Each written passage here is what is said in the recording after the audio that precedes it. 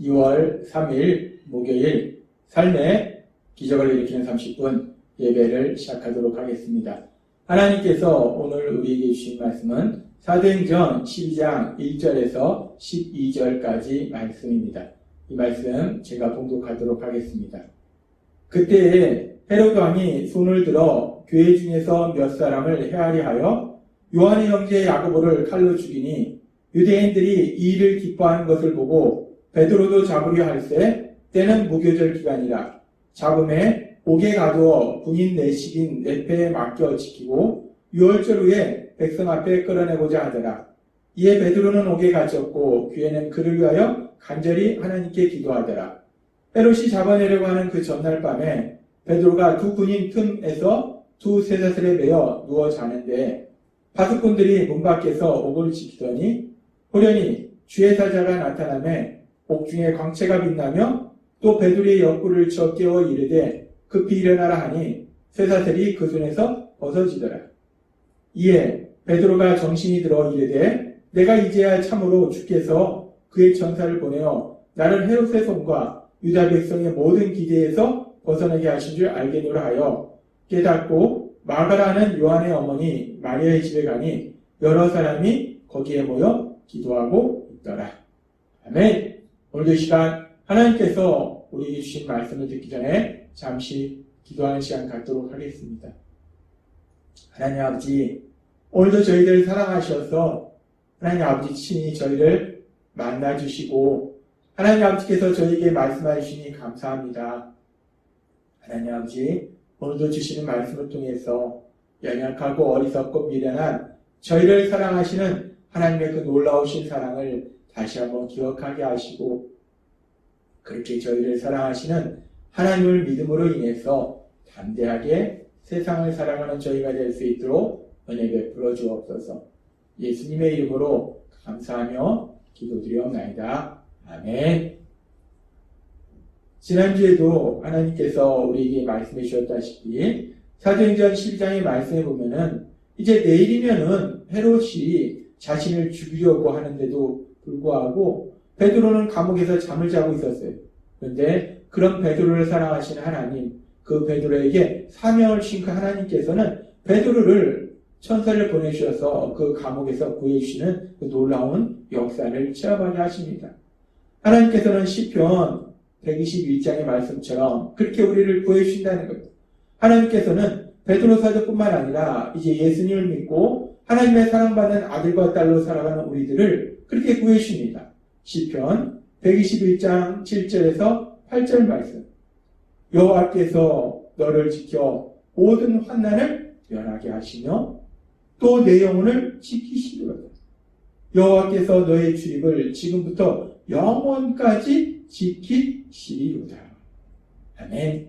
하나님은 하나님을 믿는 사람들을 영원까지 지켜주신다라고 말씀하세요. 그 말씀 그대로 하나님께서 사랑하시던 베드로 사도를 감옥에서 구해주시고 지켜주신 것을 우리가 볼 수 있습니다. 근데 그렇게 하나님께서는 우리를 지켜주시는 하나님이신데, 근데 우리가 이 말씀을 읽고 묵상하다 보면 그러면서 분명히 하나님께서 베드로 사도를 지켜주셨는데, 구해주셨는데 그런 하나님의 역사하심을 보면서도 우리 안에는 한 가지 질문이 생겨요.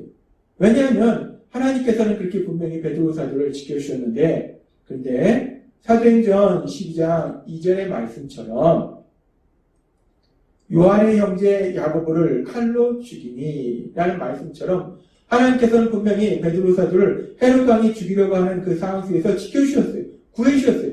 그런데 베드로 사도와 같이 예수님의 12제자 중에 한 명이었던 그 당시 교회에 큰 영향력을 행사했던 야고보 사도는 헤롯 왕이 칼로 죽였다는 겁니다. 헤롯 왕이 처형했다는 겁니다. 하나님께서 베드로 사도는 분명히 지켜주셨는데 야고보 사도는 하나님께서 죽음에서 구해주시지 않았다는 겁니다. 왜 베드로 사도는 하나님께서 지켜주셨는데 야고보 사도는 죽음에서 구해주시지 않으셨을까? 하나님은 분명히 하나님을 믿는 사람들을 지켜주시는 하나님이신데, 근데 이렇게 야고보 사도만 지켜주시지 않으신 것이 아니라 우리가 앞에서 보면은 스데반 집사도 결국 돌에 맞아서 죽임을 당합니다. 분명히 하나님은 시편 121장의 말씀처럼 하나님을 믿는 사람들을 지켜주시는 하나님이 맞는데, 그런데 왜 하나님은 베드로 사도는 지켜주셨는데 야고보 사도나 스데반 집사는 죽음에서 구해주시지 않으셨을까? 그 죽음의 위기에서 지켜주시지 않으셨을까? 우리가 이런 의문이 생긴다는 거예요. 하나님이 왜 그러셨을까? 왜 누구는 지켜주시고 누구는 지켜주시지 않으신 건가? 우리가 이런 의문이 생길 수 있는데, 근데 사실 성경에는 왜 하나님께서 야고보 사도는 죽임당하도록 허용하셨고 베드로 사도는 구해주셨는지 정확한 이유에 대해서는 말씀하고 있지 않습니다. 그래서 우리가 사실 하나님의 그 뜻이 무엇인지, 로마서 12장 2절의 말씀처럼 하나님은 언제나 온전하시고 기뻐하시고 선하신 뜻대로 행하시는데, 그 하나님의 선하신 뜻이 무엇인지는 사실 우리는 온전히 알 수 없습니다. 하나님의 뜻이 무엇일까? 그 정확한 뜻은 우리가 알 수 없고, 어렴풋이 그 뒤에 일어나는 일들을 통해서 하나님의 선하신 뜻이 이런 뜻이 있구나 라고 우리가 생각할 수 있어요. 그러면서 또 하나 우리가 생각해 볼 수 있는 것은, 우리가 하나님의 그 온전하신 뜻은 알 수 없지만 믿음의 사람 스데반 집사가 돌에 맞아 죽임을 당하는 그 순교하는 장면에서 보면은, 그렇게 하나님께서 믿음의 사람 스데반 집사를 죽음에서 구해주시지는 않았지만, 그렇다고 해서 믿음의 사람 스데반 집사가 그렇게 돌에 맞아 죽임을 당하면서 하나님을 원망하거나 두려워하거나 공포 속에서 죽음을 맞이한 건 아니더라는 거예요. 우리가 성경의 말씀에 보면은 스데반 집사는 그렇게 돌에 맞아 죽임을 당하는 그 순간에 하나님께서 그를 성령 충만하게 하시고 영적인 눈을 열어주십니다. 사도행전 7장 55절 말씀.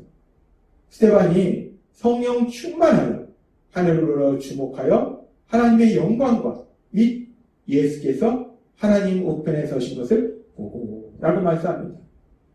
스데반이 돌에 맞아 죽임을 당하는 그 순간에 하나님께서 물론 스데반을 죽음에서 구해줄 수도 있지만, 하나님은 스데반 집사가 그렇게 죽임당하는 것을 허용하셨어요.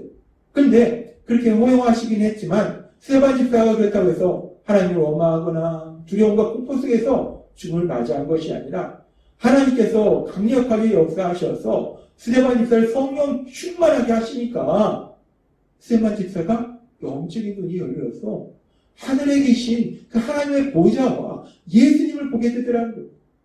그렇게 스데반 집사가 성령 충만함으로 인해서 영적인 눈이 열려서 하나님을 바라보고 우리 예수님을 바라보면서 스데반 집사는 두려움 속에서 죽음을 당하는 것이 아니라 오히려 반대로 담대하게 죽음을 맞이하더라는, 기쁨을 죽음으로 맞이하더라는 겁니다.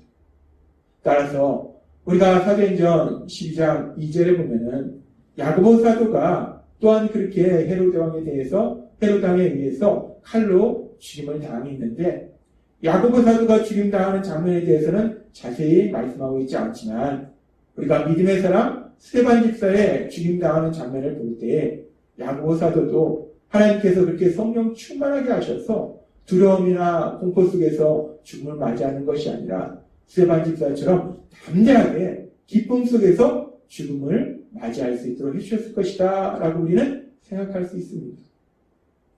그렇습니다.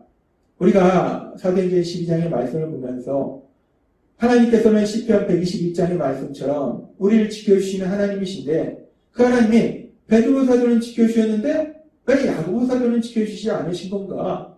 우리는 그 정확한 이유를 알 수는 없다는 거예요. 근데 분명한 것은 하나님께서는 하나님을 사랑하는 믿음의 사람들을 사랑하시기 때문에 혹여나 그렇게 죽음을 맞이하는, 죽임을 당하는 그런 상황을 만날지라도 스데반 집사처럼 그렇게 성령 충만하게 만들어 주셔서 두려움 속에서 죽음을 맞이하는 것이 아니라 담대하게, 아니 오히려 기쁨으로 죽음을 맞이하도록 만들어 주신다는 거예요. 그리고 사실 더 중요한 것은 예수님을 믿는 대부분의 우리들은 사실은 우리가 스데반 집사나 야고보 사도처럼 그렇게 엄청나게 믿음이 큰 것은 아닙니다. 그래서 대부분의 우리는 스데반 집사나 야고보 사도처럼 그렇게 순교의 그런 큰 고통을 당할 일은 없다는 겁니다. 그러면서 우리가 계속해서 생각해 볼 때, 우리가 예수님을 믿을 때 우리가 스데반 집사나 야고보 사도처럼 이렇게 엄청난 고통을 당하는 일은 없습니다. 이렇게 엄청난 고난이 우리에게 오는 일은 없어요. 그런데 그렇게 스데반 집사나 야고보 사도처럼 이렇게 엄청나게 큰 고통이, 고난이 우리에게 오지는 않지만, 그래도 예수님을 믿는 우리들을 생각해 보면은 우리가 때로는 참기 힘들 정도의 고난이 우리 삶 속에 있을 수도 있다는 거예요. 근데 문제는 그런 고난 속에서 시편 121장의 말씀처럼 우리를 지켜주신다고 말씀하신 하나님께서 우리를 그 고난에서 빨리 구해주시지 않을 때도 있다는 거예요. 왜 우리를 그 고난에서 빨리 구해주시지 않는가? 하나님은 분명히 우리를 지켜주시는 하나님이신데 왜 우리를 빨리 그 고난에서 구해주시지 않는가? 라는 의문이 생길 수 있어요. 그리고 우리가 그런 순간에 하나님이 왜 우리를 지금 당장 그 고난 속에서 구해주시지 않는지, 그 하나님의 온전하신 뜻은 우리가 사실 알 수 없다는 거예요. 그런데 중요한 것은 우리가 하나님의 그 뜻을, 하나님의 그 선하신 뜻을 온전히 알 수는 없지만 하나님은 분명히 우리에게 말씀하신, 그리고 하나님께서 역사하신 분명한 진리가 있다는 거예요. 그 진리는 뭐냐면 하나님께서는 우리를 너무나 사랑하신다는 거예요. 그래서 죄를 지은 우리를 대신해서 독생자 예수님을 십자가 죽으심에 내어주실 만큼 그렇게 우리를 사랑하신다는 거예요. 하나님께서는 바울 사도를 통해서 로마서 5장 8절에서 이렇게 말씀합니다. 우리가 아직 죄인 되었을 때 그리스도께서 우리를 위하여 죽으시고 하나님께서 우리에 대한 자기의 사랑을 확증하셨느니라. 아멘. 우리가 때로는 참기 힘든 고난 속에 있는데도 불구하고 하나님께서 우리를 빨리 구해주시지 않을 때도 있다는 거예요. 그런 순간 우리를 지켜주시는 하나님이 왜 나를 지켜주시지 않는가? 하나님의 뜻이 무엇인가? 우리는 혼란스러울 수 있어요. 그리고 아무리 기도해도 그 하나님의 선하신 뜻을 우리가 깨닫지 못할 때도 있습니다. 그런데 그렇게 우리가 하나님의 뜻을, 하나님의 온전하신 뜻을 깨닫지 못할지라도 분명히 하나님께서 보여주신 사랑이 있다는 거예요. 분명한 하나님의 말씀이 있다는 거예요. 하나님은 2000년 전 독생자 예수님을 죄를 지은 우리를 대신하여 십자가 죽으심에 내어주실 만큼 그렇게 우리를 사랑하셨음을 분명하게 우리에게 보여주셨다는 거예요. 예수님의 십자가를 통해서 우리를 얼마나 사랑하고 계신지를 분명하게 우리에게 보여주셨다는 거예요.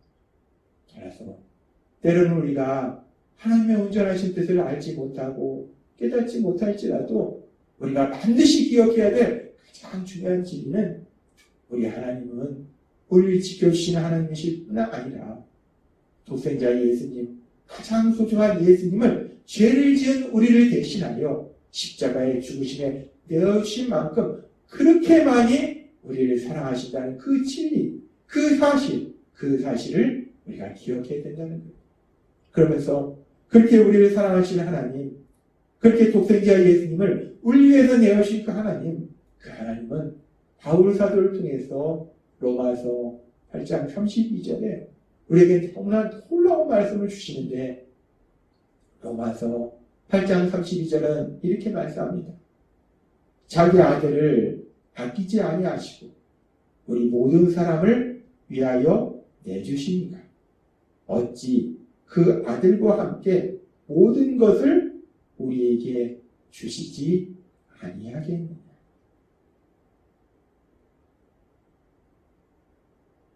하나님 아버지께 가장 소중한 독생자 예수님까지 우리를 대신하여 십자가 죽으심에 내어주신 그 하나님께서, 가장 소중한 것을 우리를 위해서 내어주신 그 하나님께서 더 이상 무엇이든지 우리에게 주시지 않겠느냐라고 말씀하신다는 거예요. 그렇습니다.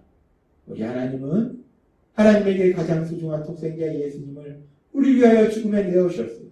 그렇다면 그렇게 우리를 사랑하신 하나님이 우리에게 무엇이든지 주시지 않겠는가? 하나님은 오늘 말씀을 통해서 우리에게 다시 한번 기억하게 하십니다. 우리가 믿는 하나님은 우리를 지켜주시는 하나님이세요. 근데 때로는 우리가 삶을 살아갈 때 우리가 참기 힘든 고난 속에 있음에도 불구하고 우리를 빨리 그 고난 속에서 구해주시지 않을 때도 있다는 겁니다. 그러나 그런 순간에도 우리가 반드시 기억해야 될 가장 중요한 진리는 우리 하나님은 독생자 예수님을 바로 나를 위하여 십자가에 내어실 만큼 그렇게나 많이 그렇게 엄청난 사랑으로 내가 감히 상상할 수 없는 그 놀라우신 사랑으로 나를 사랑하고 계신 하나님이심을 믿으시는 여러분이 되시기를 바랍니다. 따라서 우리가 세상을 살아갈 때 우리 삶 속에 그 어떤 일을 만날지라도 그렇게 예수님의 십자가 죽으신 만큼 그렇게 예수님을 십자가에 내어신 만큼 그렇게 우리를 사랑하신 하나님 그 하나님을 믿음으로 인해서 담대하게 나아가서 하나님이 행하시는 그 놀라운 역사를 풍성하게 체험하시는 여러분이 되시길 주님의 이름으로 축원합니다. 기도하겠습니다.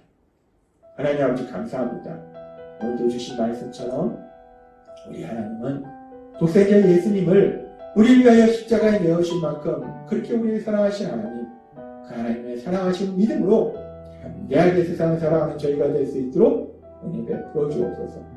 예수님의 이름으로 감사하며 기도드립니다. 아멘. 이 시간도 하나님께서 우리에게 주신 말씀을 묵상하면서 조용히 기도하는 시간 갖도록 하겠습니다.